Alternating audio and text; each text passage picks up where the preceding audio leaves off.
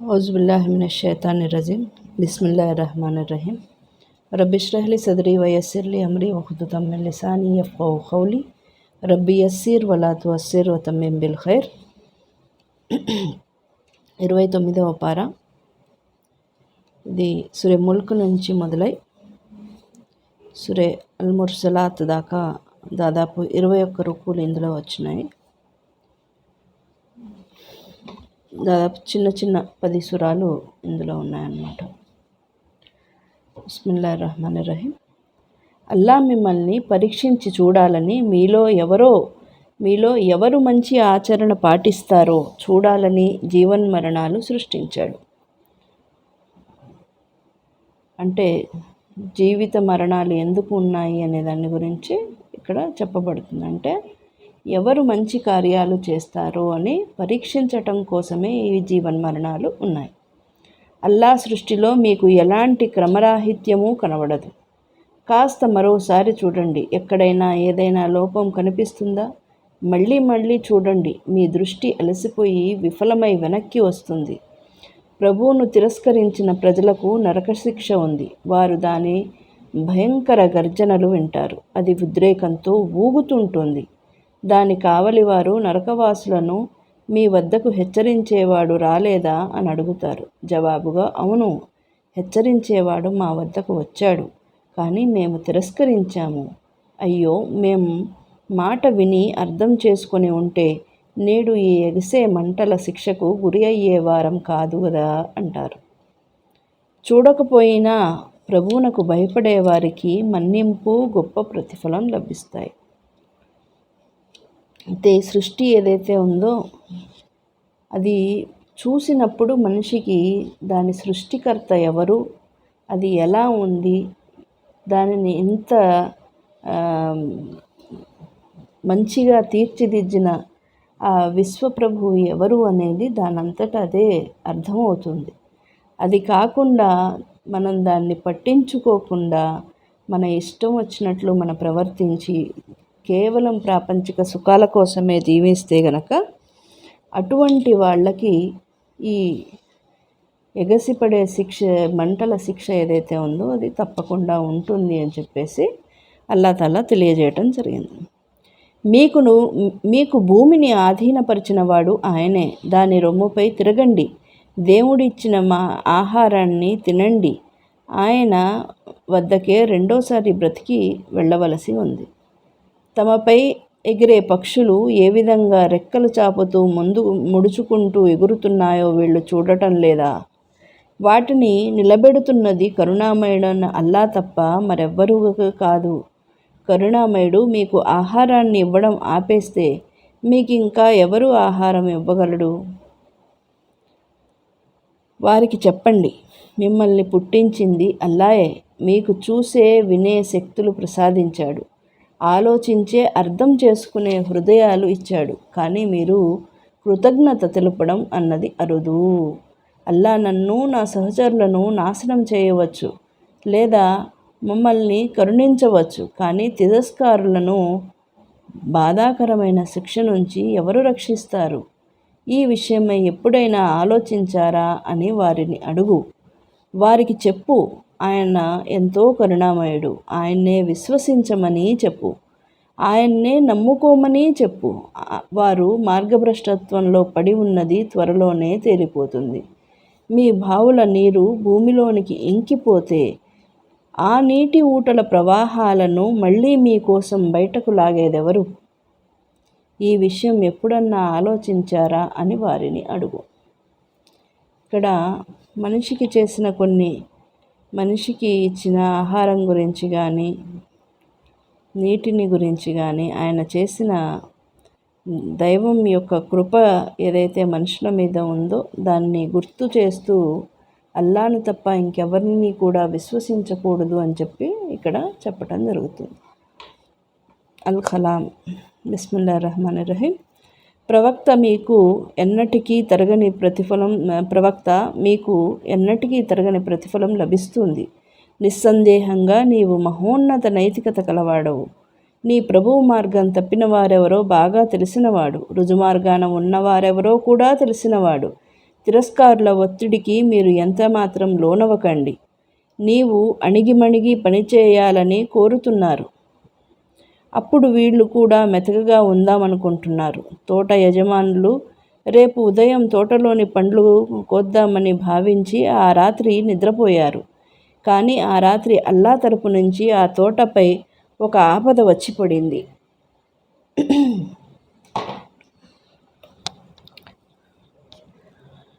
పొద్దుట వాళ్ళు తోట వైపునకు బయలుదేరుతూ బీదవాళ్లను తోటవైపు రానియ్యరాదని, దానం అస్సలు ఏమీ ఇవ్వకూడదని అనుకున్నారు. కానీ తోటను చూసి మొదట అరే మనం దారి తప్పాము అన్నారు. దానికి తర్వాత వారికి సర్వం కోల్పోయిన విషయం తెలిసి వచ్చింది. అప్పుడు వాళ్ళు పశ్చాత్తాపపడ్డారు. నిస్సందేహంగా తాము తలవిరుచుతనం చూపామని ప్రభువు వైపునకు మరలితే ఇంతకన్నా మంచి తోట ఆయన ఇస్తాడని పశ్చాత్తాపపడ్డారు. అయితే అల్లా తాలా ఏదైతే మనకి సంపదని ఇస్తాడో ఆ సంపదని ఎప్పుడూ కూడా అల్లా మార్గంలో ఖర్చు చేయటానికి వెనుకాడకూడదు. ఆయన ఏదైతే మనకు ఇస్తున్నాడో దాన్ని ఆయన మార్గంలో ఖర్చు చేయటానికి పిసినారితనాన్ని ప్రదర్శించకూడదు అనేది దీనివల్ల మనకి అర్థమవుతుంది. ఎందుకంటే ఏ సంపద అయితే అల్లా తాలా మనకి ఇవ్వడం జరిగిందో ఆ సంపదని మళ్ళీ మన నుంచి తీసుకోవటం అల్లాకి పెద్ద కష్టమైన పనేమీ కాదు. భయభక్తులు కలవారి కోసం వారి ప్రభువు వద్ద భోగభాగ్యాల స్వర్గాలు ఉన్నాయి. విధేయుల స్థితిని అపరాధుల స్థితి మాదిరిగా చేయాలా మేము? కష్టకాలం వచ్చి పడినప్పుడు ప్రజలను సజ్దా చేయడానికి పిలిచినప్పుడు వీళ్ళు సజ్దా చేయలేరు. వారి చూపులు కిందికి వాలి ఉంటాయి. అవమానం వారిని ఆవరించుకొని ఉంటుంది. వారు నిక్షేపంగా ఉన్న కాలంలో వారిని సజ్దా చేయడానికి పిలిచినప్పుడు వీళ్ళు తిరస్కరిస్తూ ఉండేవారు. ప్రవక్త, తిరస్కారుల వ్యవహారాన్ని నాకు వదిలిపెట్టు. నేను వారికి అవకాశం ఇస్తూ పోతున్నాను. నా పన్నుగడ చాలా పటిష్టమైనది. నీ ప్రభువు నిర్ణయం వెలువడే వరకు ఓర్మి చూపు. ఈ ఖురాన్ సకల లోకాల వారికి హితోపదేశం.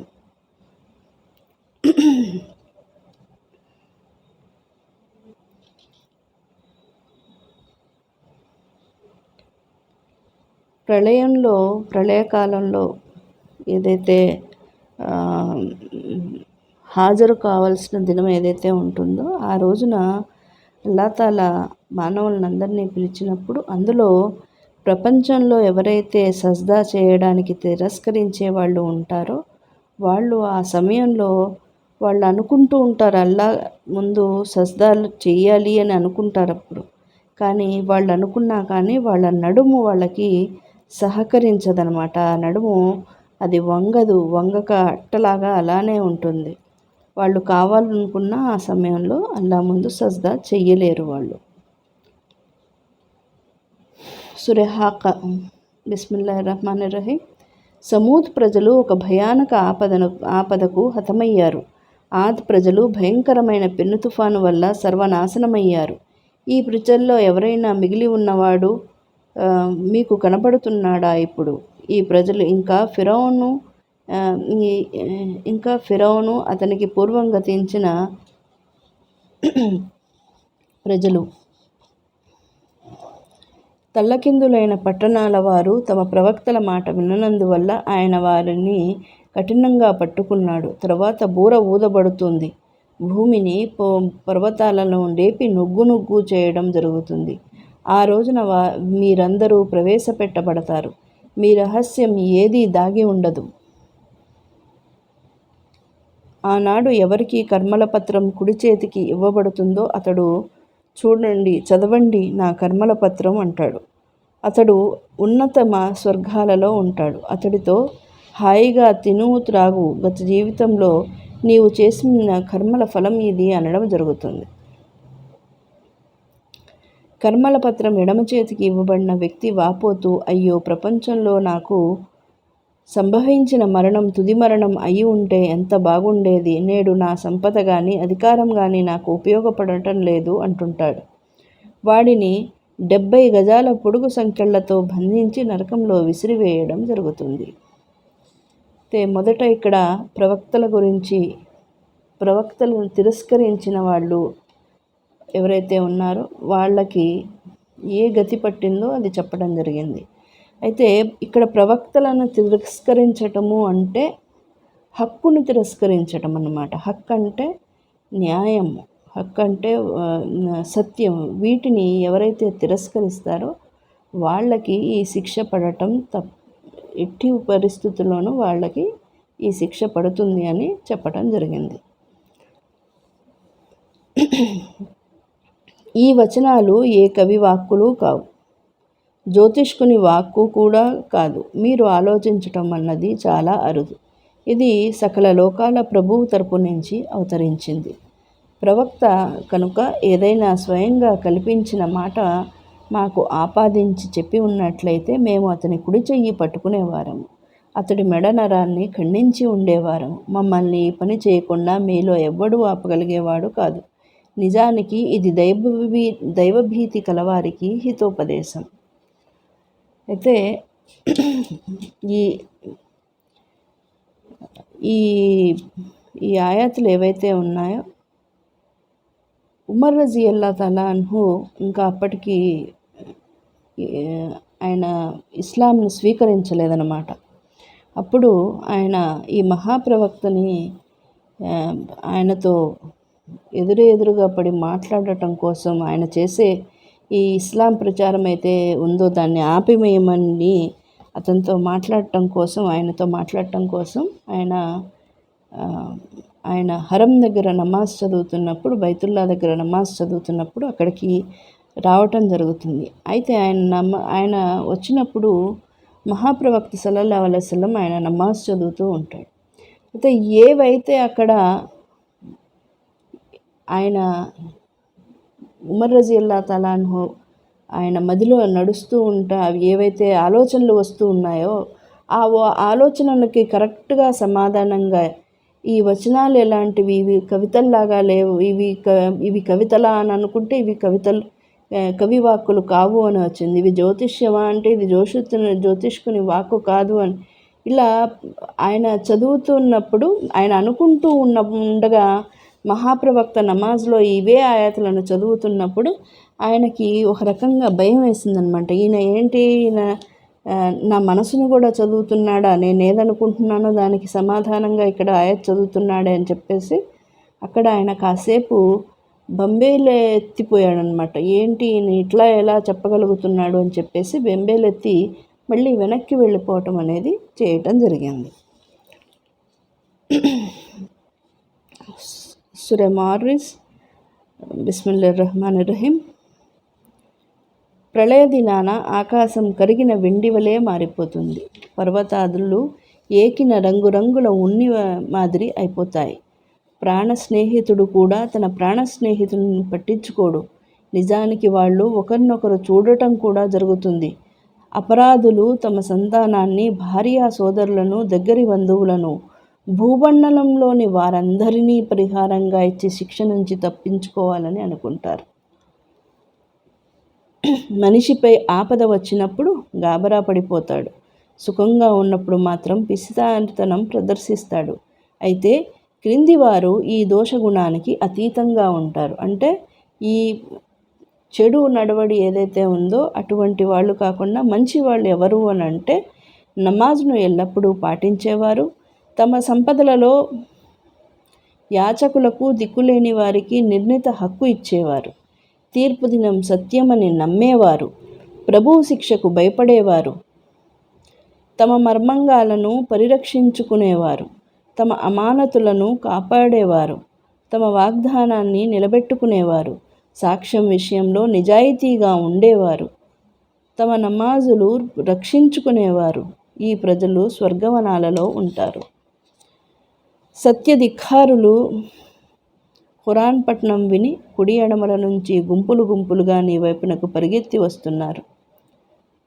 వాళ్ళు సత్యం స్వీకరించే ఉద్దేశంతో కాదు, ఎగతాళి చేయడానికి వస్తున్నారు, కేకలు వేయడానికి వస్తున్నారు. వారిని ఈ వ్యర్థ ప్రలాపనల్లో, ఆటపాటల్లో పడి ఉండనివ్వండి. వారికి వాగ్దానం చేయబడిన రోజు చేరువయ్యే వరకు అలాగే పడి ఉండనివ్వండి. అప్పుడు వీళ్ళు తమ సమాధుల నుంచి లేచి తమ విగ్రహాల మందిరాల వైపునకు పరిగెత్తిన మాదిరిగా పరిగెత్తుతూ ఉంటారు. వారి చూపులు క్రిందికి వాలిపోయి ఉంటాయి. అవమానం వారిని కమ్ముకొని ఉంటుంది. అది వారికి వాగ్దానం చేయబడిన రోజు. ఖురాన్ ఏదైతే ఉందో, మక్కా వాళ్ళు ఈ ఖురాన్ గురించి చదువుతున్నప్పుడు ఆయన చుట్టూ వచ్చి ఆయన చెప్పేదాన్ని గురించి ఎగతాళిగా నవ్వులాటగా చేసేవాళ్ళు అన్నమాట. ఆ సందర్భంలో మహాప్రవక్త సల్లల్లాహు అలైహి వసల్లంని 40 సంవత్సరాల వరకు మక్కా వాళ్ళు ఎంతో గౌరవించేవాళ్ళు. ఆయనని అమీన్ అని, సాదిఖ్ అని, సత్యసంధుడని ఆయనని పొగిడేవాళ్ళు. అటువంటి వాళ్ళు వెంటనే ఆయన పట్ల దుర్మార్గంగా ప్రవర్తించటం, ఆయనని ద్రోహిగా చూడటం, ఇవన్నీ కూడా ఆయనని ఒక శత్రువుగా చూడటం, ఇవన్నీ కూడా ఆయన కొంతకాలం వరకు భరించలేనివిగా ఆయనకి ఒక మానసిక క్షోభను ఏదైతే ఉన్నాయో అవన్నీ పెంచివేయటం జరిగింది. ఈ ఖురాన్ విషయంలో కూడా ఈయన మహాప్రవక్త ఎప్పుడైతే ఖురాన్ ఆయతుల గురించి చెప్తూ ఉంటే వాళ్ళు వచ్చి వాటిని గురించి నవ్వులాట చేసేవాళ్ళు. ఇది ఇలా జరుగుతుందంట చూడు, ఇది ప్రళయం వస్తుందంట చూడు, ఇటువంటి మాటలతో వాటన్నిటిని ఆ మాటల్ని ఆ ఖురాన్ ఆయతుల యొక్క సారాంశం ఏదైతే ఉందో దాన్ని కేవలం నవ్వులాటగా మాత్రమే ఉపయోగించేవాళ్ళు. సూరా నూహ్. బిస్మిల్లాహిర్ రహ్మానిర్ రహీం. నూహ్ను మేము అతని జాతి వైపునకు పంపాము. ఆయన జాతి ప్రజలను అల్లా వైపునకు పిలిచాడు. మాతో ఇలా విన్నవించుకున్నాడు: ఓ ప్రభు, నేను మా జాతి ప్రజలను రాత్రింబవలు పిలిచాను, కానీ వారు చెవుల్లో వేళ్లు దూర్చుకునేవారు, వస్త్రాలతో ముఖాలు కప్పుకునేవారు, మహాగర్వం చూపారు. పిదప నేను వారిని ఎలుగెత్తి పిలిచి సందేశం అందజేశాను, బహిరంగంగా ప్రచారం చేశాను, రహస్యంగా కూడా నచ్చజెప్పడం చేశాను. ప్రభువును క్షమాభిక్ష కోరండి, ఆయన చాలా క్షమాగుణం కలవాడు. ఆయన పుష్కలంగా ఆకాశం నుంచి వర్షం కురిపిస్తాడు, మీకు సిరి సంపదలు, సంతానం అనుగ్రహిస్తాడు, మీకోసం తోటలు పుట్టిస్తాడు, మీకోసం సెలయేళ్లు ప్రవహింపజేస్తాడు. అల్లా 7 ఆకాశాలను ఒకదానిపై ఒకటి ఎలా సృష్టించాడో మీరు చూడడం లేదా? ఆకాశాల్లో చంద్రుణ్ణి ప్రకాశంగాను సూర్యుడిని దీపంగాను ఎలా చేశాడో చూడడం లేదా? మీకోసం భూమిని పాన్పు మాదిరిగా పరిచిన దానిపై ఉన్న రహదారుల్లో మీరు నడిచేలా చేశాడో చూడడం లేదా అని చెప్పారు. అయితే ఇక్కడ నూహ్ అలైహిస్సలాం దాదాపు 950 సంవత్సరాలు ఆయన వాళ్ళ జాతి ప్రజలని ఈ దేవుని వైపుకి పిలవటం అనేది, ఏకత్వం వైపుకి పిలవటం అనేది జరిగింది. కానీ 950 సంవత్సరాల్లో దాదాపు మహా అంటే ఒక 80 మంది దాకా మాత్రమే ఆయన మాటని విశ్వసించి వాళ్ళు ఆ ధర్మంలోకి రావటం జరిగింది. మిగతా వాళ్ళందరూ కూడా ఈయనని ఎగతాళిగానే చూసేవాళ్ళు, ఎగతాళి చేసేవాళ్ళు.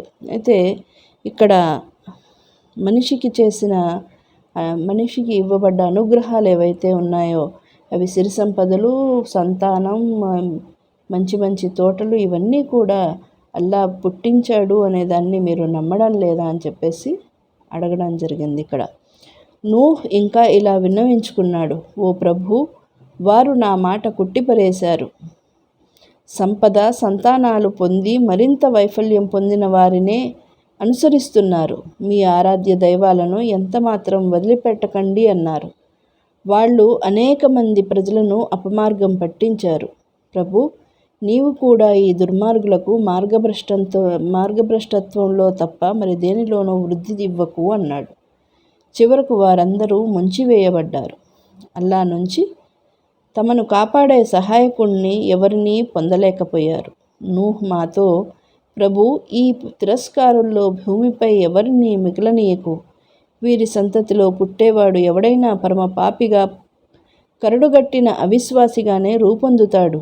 ప్రభు, నన్ను, నా తల్లిదండ్రులను, విశ్వాసులైన స్త్రీ పురుషులందరినీ క్షమించు అని వేడుకున్నాడు. సురజిన్ బిస్మిల్లాహిర్రహ్మానిర్రహీం. జిన్నాతుల ఒక సమూహం దైవవాణిని శ్రద్ధగా విన్నది.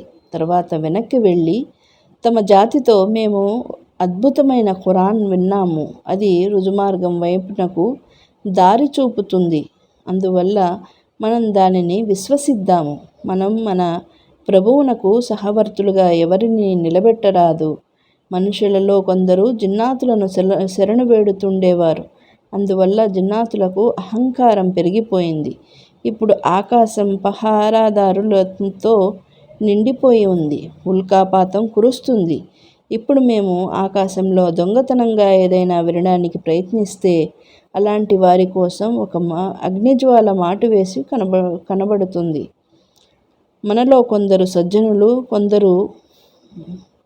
సజ్జనులు ఉన్నారు, కొందరు అందుకు భిన్నంగా ఉన్నారు. మనం అల్లాను భూమిపై ఆసక్తిని చేయలేము లేదా తప్పించుకొని పారిపోయి ఆయన్ను ఓడించనూ లేము.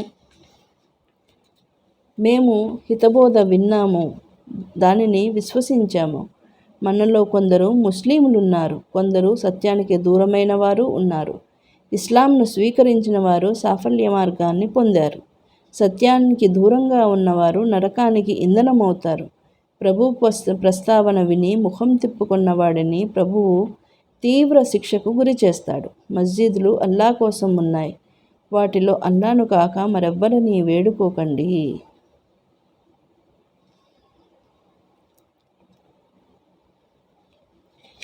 ఇక్కడ మక్కాలో మహాప్రవక్త సల్లల్లాహు అలైహి వసల్లం ఆయన ఖురాన్ చదువుతున్నప్పుడు ఈ జిన్నాతులు అనేవి అక్కడ విని వాళ్ళ సమూహం దగ్గరికి వెళ్ళి చెప్పడం అనేది జరిగింది అని చెప్పేసి తెలియజేయటం జరిగింది. ఇక్కడ జిన్నాతులు మొదట ఆకాశాలలోకి వెళ్ళగలిగేవి, అక్కడ వెళ్ళి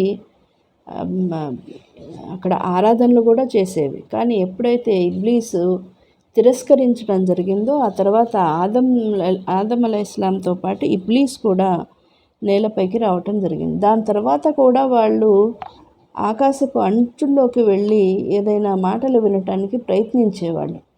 కానీ ఆ తర్వాత వాళ్ళు ఆకాశపు అంచుల్లో వచ్చి ఏదైనా వినటానికి ప్రయత్నిస్తే వాళ్ళ మీద అగ్నిగోళాలను వేయటం అనేది, వాళ్ళని తరిమి వేయటం అనేది జరుగుతుంది అని ఇక్కడ చెప్పటం జరిగింది.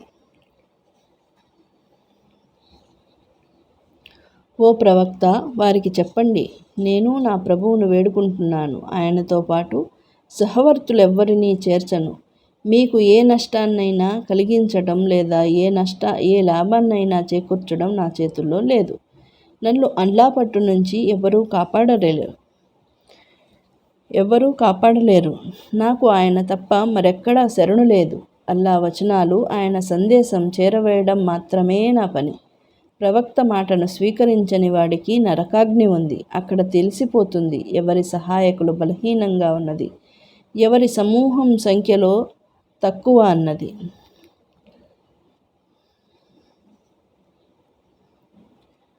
సూరా ముజమ్మిల్. బిస్మిల్లాహిర్రహ్మానిర్రహీం. ఓ దుప్పటి చుట్టుకొని పడుకునేవాడా, రాత్రులు నమాజుకు నిలబడుతూ ఉండు. ఖురాన్ను నెమ్మదిగా ఆగి పఠిస్తూ ఉండు. రాత్రివేళ లేవడం మనస్సును అదుపు చేయడానికి చాలా ఉపయోగపడుతుంది. ఖురాన్ను శ్రద్ధగా పఠించడానికి ఎంతో అనువైన సమయం. పగటివేళ నీ పనుల్లో ప్రభువు నామస్మరణం చేస్తూ ఉండు. అన్నింటినీ వదిలి పూర్తిగా ఆయనకే అంకితమైపో. ఆయన్నే నీ వకీలుగా చేసుకో. ప్రజలు కల్పిస్తున్న మాటల పట్ల సహనం వహించు. మంచితనంతో వారి నుంచి వైదొలిగిపో. ప్రజలారా, మీ వద్దకు మీ ప్రవక్తను మీపై సాక్షిగా చేసి మేము పంపాము. మీరు అంగీకరించక తిరస్కరించినట్లయితే ఆ రోజును, బాలనను వృద్ధులుగా చేసి వేసే ఆ రోజును ఎలా తప్పించుకోగలరు? ఇక్కడ దుప్పటి కప్పుకొని పడుకునేవాడా అనే మాట ఏదైతే ఉందో ఇది 2 సార్లు రావటం జరిగింది. ఒకటి సూరే ముజమ్మిల్, 2 సూరే ముదస్సిర్. ఇవి మొట్టమొదటిసారి ఆయనకి ఎప్పుడైతే సూరే అలహ్ అవతరణ జరిగిందో ఆ సమయంలో ఆయన ఒకసారి భయపడి రావటము, ఖదీజా రజియల్లాహు తఆలా అన్హుని నాపై దుప్పటి కప్పు అని చెప్పటము, ఆ తర్వాత ఆ విషయానికి ఆయన చాలా భయపడి బాధపడటం జరిగింది. అయితే అది ఒక సందర్భం. రెండవది, ఆయన ప్రవక్తగా ఆయనని ఎన్నుకున్న తర్వాత మధ్యలో మళ్ళీ కొంత సమయాన్ని అల్లాహ్ తఆలా ఆయనకి ఆయాతుల అవతరణ అనేది, ఖురాన్ అవతరణ అనేది కొంతకాలం ఆగిపోయింది. దాదాపు ఒక 3 సంవత్సరాల దాకా ఖురాన్ అవతరణ అనేది ఆగిపోయింది అని మనకి చరిత్ర నుండి తెలుస్తుంది. అయితే అది ఆగిపోయిన తర్వాత ప్రజలు ఆయనని నవ్వులాటగా చేస్తున్నప్పుడు, ఈయన ఒక ప్రవక్త అంట, ఈయనకి ఆయనని అల్లాహ్ మర్చిపోయాడేమో, ఇంకా అతని దగ్గరికి ఖురాన్ రావట్లేదు, ఇటువంటి నవ్వులాటలుగా హేళనగా ఆయనని సతాయించే ప్రయత్నాలు చేసేవాళ్ళు అన్నమాట. అయితే అప్పుడు ఆ సమయంలో ఈయన ఒకానొకప్పుడు చివరికి కొండపై ఎక్కి దానిపై నుంచి దూకేయాలి అనే అంతగా ఆయన బాధపడేవారు. ఎందుకంటే ఆయన అంతగా గౌరవింపబడినవాడు కూడా మక్కా సమాజంలో, కాబట్టి ఆయనకి ఇవంతా బాధగా అనిపించేది. అప్పుడు ఎప్పుడైతే ఆయన కొండపై నుంచి దూకి చనిపోవాలి అని అనుకోవటం జరిగిందో, అప్పుడు ఆ సమయంలో ఆకాశంలో జిబ్రైల్ అలైహిస్సలాం ఆయన సింహాసనంపై ఆసీనుడయ్యి ఆయనకి ఆకాశం మీద కనిపించడం జరిగింది. అది కనిపించినప్పుడు ఆయనని వాస్తవంగా చూడటం అది మొదటిసారి అన్నమాట. మొదటిసారి వచ్చినప్పుడు ఆయన మనిషి రూపంలో రావటం జరిగింది. ఇప్పుడు ఈయన ఏదైతే చూశారో ఆయన జిబ్రైల్ అలైహిస్సలాంని ఆయన రూపం ఎలా ఉంటుందో అదే రూపంలో చూడటం జరిగింది. అలా చూసినప్పుడు ఆయన భయపడిపోయి మళ్ళీ అదే విధంగా భయపడి దుప్పటి కప్పుకొని పడుకోవటం అనేది జరిగింది. ఈ 2 సందర్భాలలో కూడా ఈ మాటని ఇక్కడ ఖురాన్లో ప్రయోగించటం జరిగింది. అయితే ఇక్కడ వాళ్ళు చేసే అవహేళనని నువ్వు సహనం వహించు అని చెప్పేసి, భరించు అని చెప్పేసి ఇక్కడ ప్రవక్తకి నేర్పించడం జరిగింది. నీవు రాత్రిళ్ళు ఆరాధనలో నిలబడి ఉంటావని నీ ప్రభువునకు తెలుసు. నీ సహచరులు కూడా ఈ పని చేస్తున్నారు. మీరు వేళలను ఖచ్చితంగా లెక్కించలేరు. అందువల్ల ఇప్పుడు ఎంత ఖురాన్ సులభంగా పఠించగలవో అంతే పఠించు. మీలో కొందరు వ్యాధిగ్రస్తులు ఉండవచ్చు, కొందరు ఉపాధి అన్వేషణలో ప్రయాణంలో ఉండవచ్చు, మరికొందరు